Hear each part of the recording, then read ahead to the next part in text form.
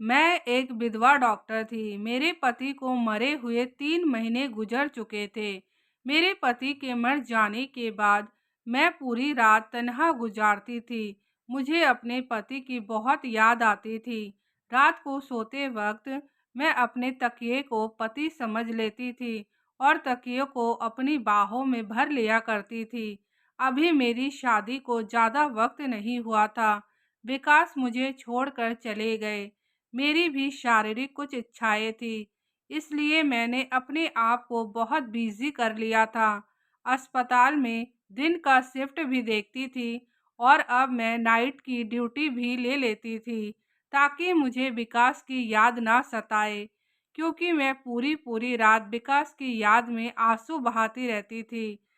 जब से मैंने हॉस्पिटल में नाइट की ड्यूटी ले ली, मैं पेशेंट में बिजी रहती थी और मरीजों में खुश रहने की कोशिश करती थी।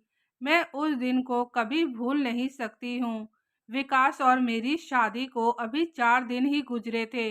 विकास और मैं हनीमून मनाने के लिए मनाली जा रहे थे। विकास का बहुत मन था कि हम सुहागरात मनाने के लिए मनाली जाए। अभी हम दोनों के बीच कुछ भी नहीं हुआ था।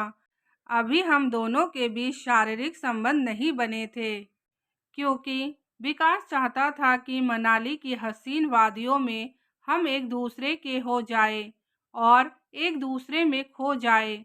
विकास और मैं एक दूसरे से बहुत प्यार करते थे। विकास एक वकील था और मैं एक डॉक्टर थी। विकास और मेरी मुलाकात मेरे हॉस्पिटल में हुई थी। उस दिन मेरी नाइट की ड्यूटी लगी हुई थी। विकास अपने चाचा को लेकर इमरजेंसी में आया था। उस दिन मेरी इमरजेंसी में ड्यूटी लगी हुई थी। उसके चाचा को सांस लेने में दिक्कत हो रही थी, जिस कारण विकास भी बहुत ज़्यादा घबरा गया था। विकास को समझाया कि तुम्हारे चाचा को कुछ नहीं होगा, तुम्हारे चाचा बिल्कुल ठीक हो जाएंगे। आजकल इस पॉल्यूशन भरी दुनिया में हर दूसरे व्यक्ति को सांस लेने में दिक्कत हो रही है। तुम चिंता मत करो, तुम्हारे चाचा अभी ठीक हो जाएंगे। उसके बाद मैंने उसके चाचा का ट्रीटमेंट करना शुरू कर दिया। जब उसके चाचा कुछ नॉर्मल हुए, उसको कहा कि तुम्हारे चाचा बिल्कुल ठीक हैं, लेकिन उनको अस्पताल में 2 दिन एडमिट रखना पड़ेगा। उस दिन विकास और मेरे में एक अनजाना सा रिश्ता बन गया था। विकास के माँ बाप गांव में रहते थे। हम दोनों का प्यार परवान चढ़ा और हम दोनों ने एक दूसरे से शादी कर ली। हम दोनों मनाली कार से जा रहे थे और अपनी सुहागरात के बारे में सोच रहे थे कि अपनी सुहागरात में हम लोग क्या क्या करेंगे और किस प्रकार से इस रात को खास बनाएंगे। हम लोग यही सब सोच रहे थे।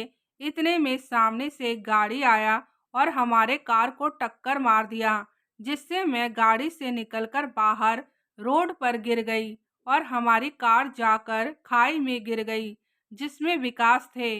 गाड़ी जलकर बिल्कुल राख हो गई थी। उस हादसे ने मेरी जिंदगी ही बर्बाद कर दी थी। मुझे एक नर्स ने आवाज दिया और मैं विकास की यादों से बाहर निकली। नर्स ने बताया कि डॉक्टर, आपकी 2 दिन तक कोई ड्यूटी नहीं है, आपको अपने घर में आराम करना चाहिए।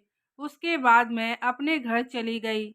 उस रात मैंने नहा धोकर विकास की फेवरेट नाइटी पहन ली, जिसको विकास ने मेरे लिए खरीदा था, और बिस्तर में लेट गई। उस दिन थकावट के वजह से मुझे कब नींद आ गई पता ही नहीं चला। थोड़ी देर बाद ही मुझे अपने कमरे से आवाज आने लगी, तो मेरी आँख खुल गई। मैंने देखा एक परछाई सी मेरे कमरे में घूम रही है।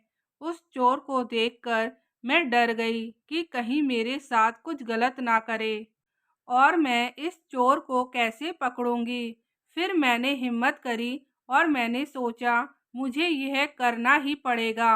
मैंने पास में रखी मच्छर मारने वाली रैकेट लिया और उसको पीछे से मारने की कोशिश करी, लेकिन उसने मेरे हाथ से रैकेट छीन लिया और मेरी कमर को पकड़कर अपनी तरफ खींच लिया। मैंने चिल्लाने की कोशिश करी तो उसने एक हाथ मेरे मुंह पर रख लिया और मेरी होठों को छूने लगा। मैं कुछ बोल भी नहीं पा रही थी। मैं अपने आप को उससे छुड़वाने की कोशिश कर रही थी, लेकिन मैं कर नहीं पा रही थी।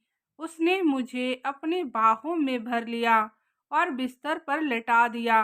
वह चोर मेरे नज़दीक आने की कोशिश कर रहा था। वह मेरे कानों के नज़दीक आया और उसने मेरे कानों में कुछ कहा। उसकी सांसों ने मुझे मदहोश कर दिया। उसके बाद मैं भी अपने आप को उस चोर को सौंप दिया और उसके बाहों से लिपट गई। मुझे बहुत सुकून मिल रहा था, जैसे कि इसी का बहुत दिन से इंतज़ार कर रही थी।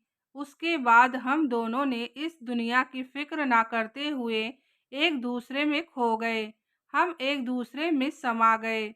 2 जान एक शरीर बन गए। हम पूरी रात एक दूसरे को सोने नहीं दे रहे थे। चोर ने पूरी रात मेरे से बहुत मोहब्बत करी। ऐसा करते हुए कब पूरी रात बीत गई और सुबह का 6 बज गया, हमें पता ही नहीं चला। उसके बाद मैंने उस चोर को कहा, चलो हम लोग नहा लेते हैं, और हम दोनों एक साथ नहाने चले गए। वह चोर और कोई नहीं, मेरा पति था। विकास से पूछने लगी, तुम इतने बड़े हादसे से कैसे बच गए? मैंने तो बिल्कुल भी उम्मीद नहीं करी थी। तो विकास ने मुझे बताया, मेरी गाड़ी खाई में गिर गई थी। मैं जाकर एक बस्ती में गिर गया था। गाड़ी में आग लगने के वजह से सबने सोचा कि मैं गाड़ी के साथ ही मर गया हूँ, लेकिन ऐसा नहीं हुआ था। बस्ती वालों ने मुझे अपने घर लेकर गए और मेरा काफ़ी दिनों से इलाज कर रहे थे।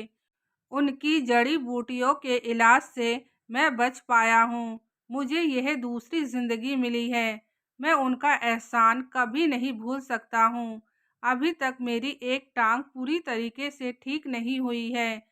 जब मैं बस्ती में था, तब मैं तुम्हें बहुत याद किया करता था, लेकिन बस्ती वालों ने समझाया कि जब एक बार ठीक हो जाओगे, उसके बाद तुम अपने घर चले जाना। लेकिन अभी तुम अपना इलाज सही से करवा लो। फिर मैंने सोचा यही सही रहेगा। मैंने सोचा था मैं तुम्हें सरप्राइज़ दूंगा। इसलिए सुबह से मैं तुम्हारा इंतज़ार कर रहा था। जब तुम नहीं आई तो फिर मैं घर से बाहर चला गया। फिर मैं तुम्हें घर आते हुए देखा तो मैं भी तुम्हारे पीछे-पीछे आ गया और आते ही तुम्हें अपनी बाहों में भर लिया। अब मुझसे यह दूरी बर्दाश्त नहीं हो रही थी, इसलिए मैंने सोचा गीला शिकवा बाद में करेंगे, पहले तुम्हें अपनी बाहों में भर लेता हूँ। और मैंने वही किया। मैं विकास को कहा, मैं कितना खुश हूँ तुम्हें बता नहीं सकती हूँ। भगवान ने हमें यह दूसरी ज़िंदगी दी है और इसे हम भरपूर जिएंगे। उसके बाद हम दोनों फिर एक दूसरे को प्यार करने लगे।